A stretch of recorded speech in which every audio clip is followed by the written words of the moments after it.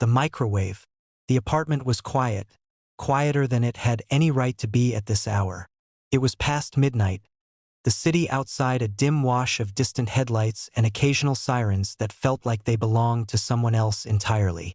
Inside, the small kitchen smelled faintly of reheated soup and old detergent, a combination that normally would have been mundane, comforting even.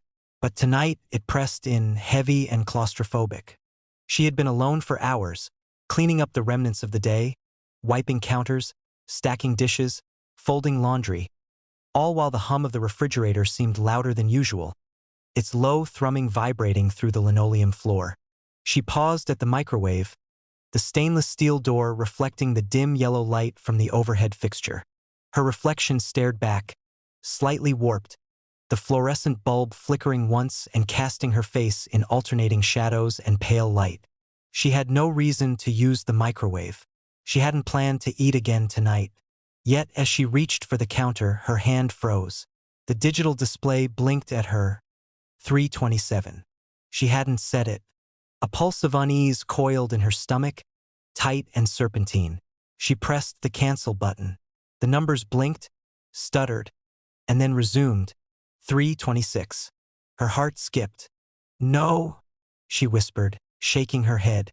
She glanced around the apartment. Empty, silent, save for the soft hum of the fridge and the occasional scuttle of a mouse, or maybe just the sound of the building settling. She pressed cancel again. This time the countdown paused for a moment, as if considering her defiance, before resuming. 3:25. The microwave door reflected her more sharply now. Her eyes caught movement, or maybe it was only the flicker of the light. But there, behind her reflection, something seemed to shift. A shadow stretched across the linoleum floor, thin and elongated, not quite matching the angle of the overhead light. She turned her head. Nothing. Her chest tightened. She leaned closer to the microwave, half expecting to see a glitch, a stray electrical surge. The numbers continued. 3:24. A soft click, like the faint tap of fingernails on glass, echoed from somewhere behind the walls. The apartment was too small for a sound like that to belong anywhere but here. She swallowed, eyes darting, fingers pressing frantically at the buttons. The microwave made no noise except its low hum, which now seemed insistent, almost sentient. 3:23. The air had shifted. It felt colder, the warmth from the ceiling light muted. Her breath formed small clouds, like the first touch of winter in a drafty hallway. She could feel the temperature drop along her arms, a creeping chill that the thin cotton of her pajama sleeves did nothing to fend off. Her reflection wavered again, distortions rippling across the polished steel door. For a split second, her reflection smiled at her. She hadn't smiled. Her eyes widened, and her hand recoiled, almost burning from the touch of the cold handle. 3:22. The humming of the fridge deepened into a low, uneven thrum, like it was trying to speak. A faint, metallic taste filled her mouth.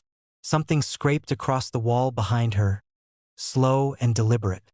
Her skin prickled, hairs rising on her arms and the back of her neck. She wanted to run, but her feet felt weighted, cemented to the spot.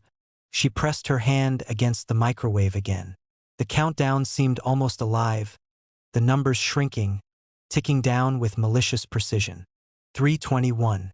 The lights flickered, long stretches of darkness swallowing the corners of the kitchen. In the brief flashes of light, she caught glimpses of movement in the reflection. A tall figure, dark, featureless, crouching just behind her image. She spun around, and the kitchen was empty. Her breathing was ragged, shallow.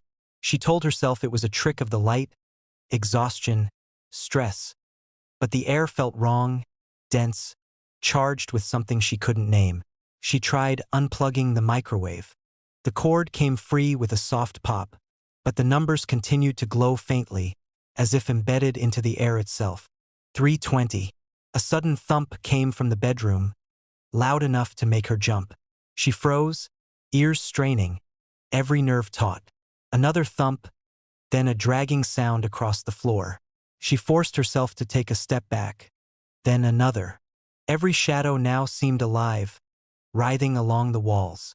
319. The digital display flickered violently. For a split second, the numbers reversed, running upward, a staccato rhythm that made her head spin. 10:04, 11:02, 09:37, and then they snapped back to counting down. The microwave door shimmered, a heatless ripple across the metal. She saw herself again, but wrong, her eyes darker.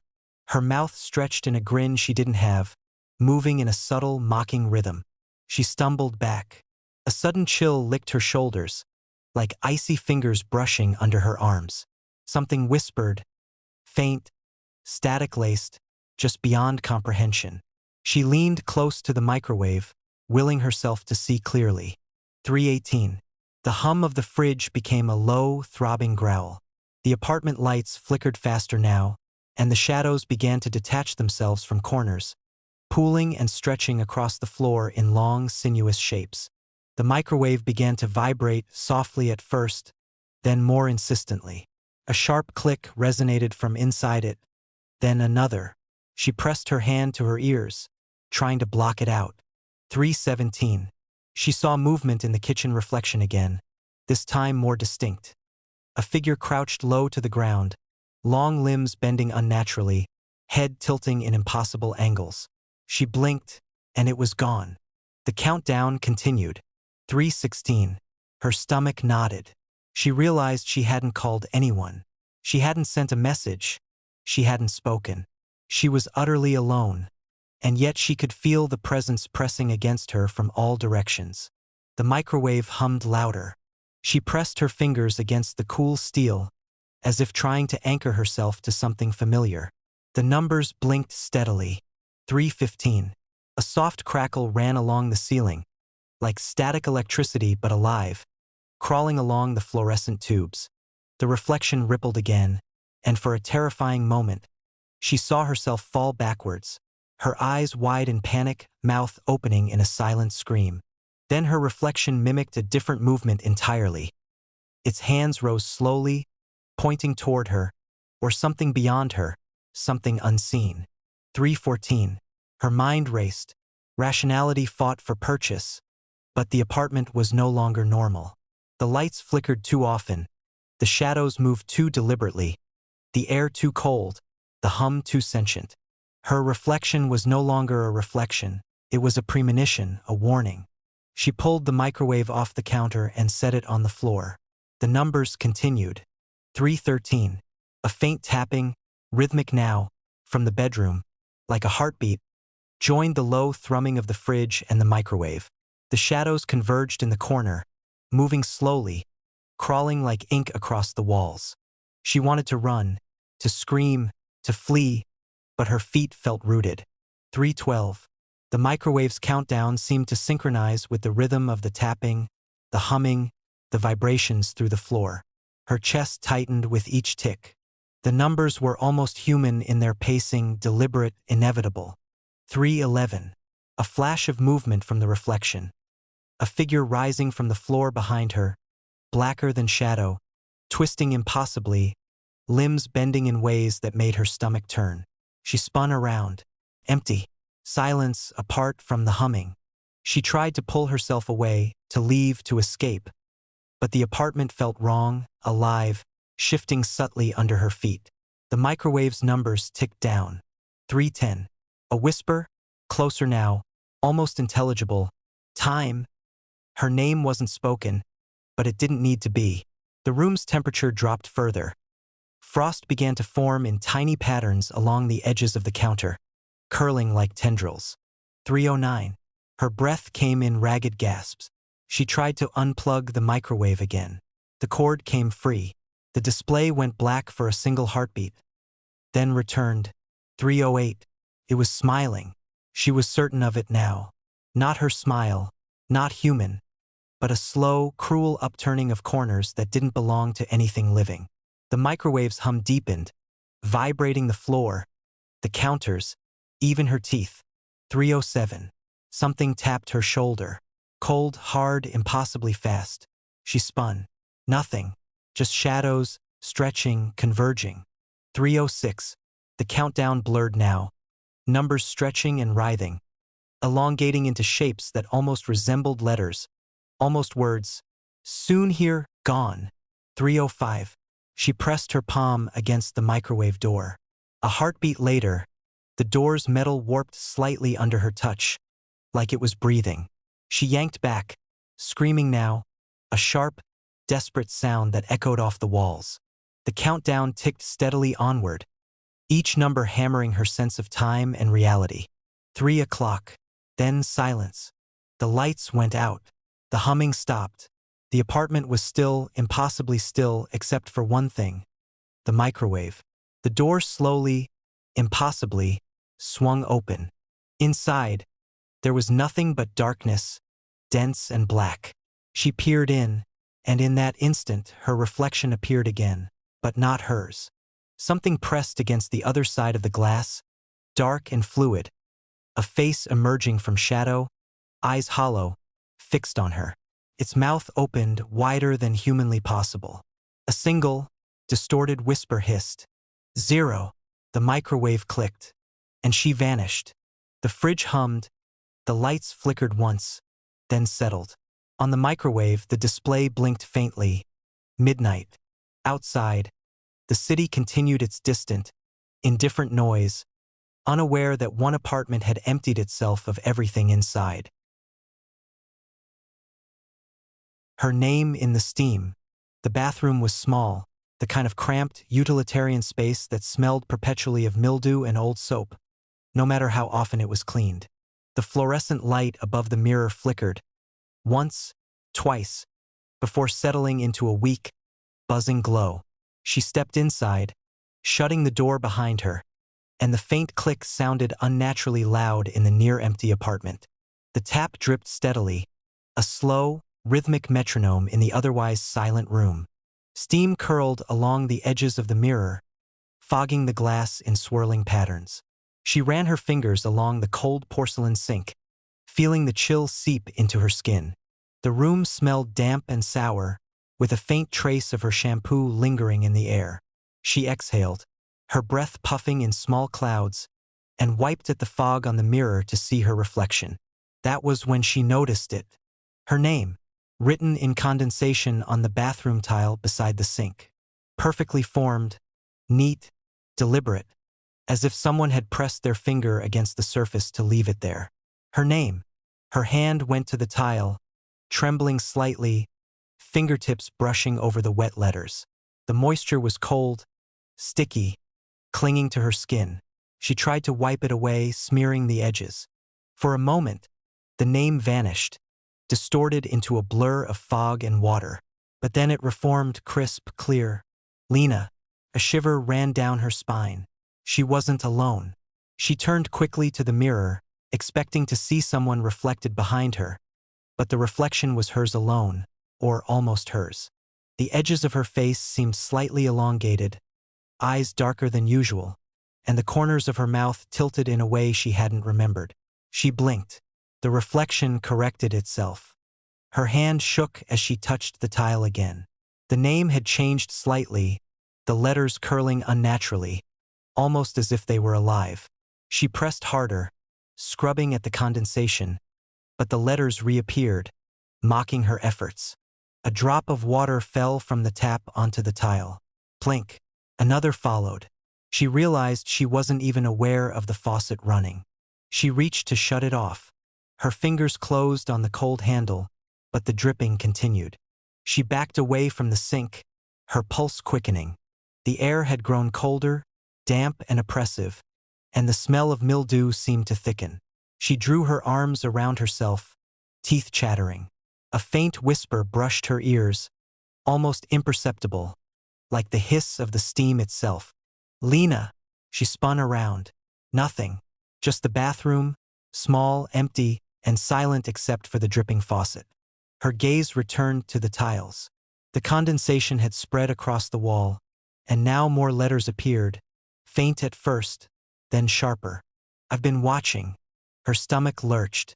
She wiped frantically at the tiles, slapping at the letters with both hands. The mist thickened in response, curling over her palms, rising in ghostly tendrils.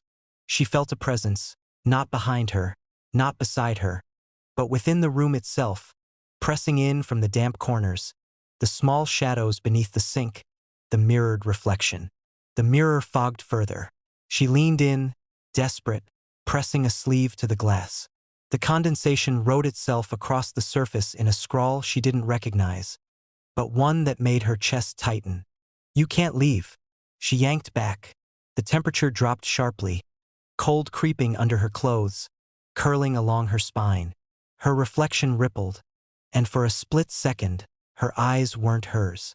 They were wider, darker, reflecting fear she hadn't felt yet. She blinked. Normal again. Another whisper, closer this time, coming from the tile itself. The letters had changed again. "We remember you." She stumbled back, hitting the edge of the sink. The tiles beneath her fingers were slick with condensation, the letters rearranging themselves before her eyes.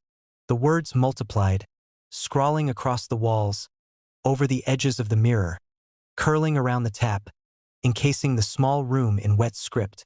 "Lena, Lena, Lena."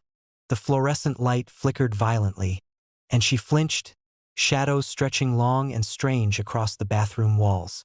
She pressed her hands over her ears, trembling, trying to block the whispers, the dripping, the air that seemed to thrum with intent. Her eyes went to the mirror again. Her reflection no longer mimicked her movements exactly. It lagged slightly, turning its head a fraction after she did, tilting in ways her own body couldn't. Its eyes held something urgent, pleading, and yet cruel. She took a step back. The reflection smiled. The condensation began to move on its own, droplets forming fingers that tapped and drummed against the tiles. They wrote, erased, rewrote. "Stay." She fled to the door, fumbling with the lock, hands slick and trembling. The room seemed to pulse behind her, breathing with the sound of dripping water, the low hiss of steam, whispers curling around her name. She ripped the door open and bolted into the hallway. The apartment was silent again, normal almost. She leaned against the wall, chest heaving. The smell of dampness lingered faintly, but the tiles were dry, the mirror clear. Nothing moved. Nothing breathed. She tried to convince herself she'd imagined it, that exhaustion and stress had conjured the letters and whispers. But the chill followed her, a lingering touch on her shoulders, a brush of cold against the nape of her neck. She glanced back at the bathroom. The mirror reflected only the empty room. She took a deep breath. The tiles were spotless, the faucet silent. She turned back to leave and then froze. In the reflection of the hallway mirror, she saw it. A faint trace of condensation curling along her shoulder, forming letters that were not there in reality. The steam spelled her name, slowly, deliberately, dripping down like wet ink. "Lena." She tried to wipe it, but her hand passed through nothing. The letters lingered in the reflection, staring back at her, perfect and unyielding. Her reflection tilted its head, a subtle smile curling the corners of its mouth. Not her smile, not yet. A whisper, barely audible, trembled in her mind. "We've remembered. You can't leave." And in the glass, the condensation began to bloom across her face, wet letters forming on her own skin in the mirror's reflection, as if the tiles had followed her, as if the room itself had grown within her. She staggered back. The reflection leaned closer. Its eyes gleamed with intent. The letters writhed. "Lena, stay, forever." The bathroom waited behind her, silent and patient.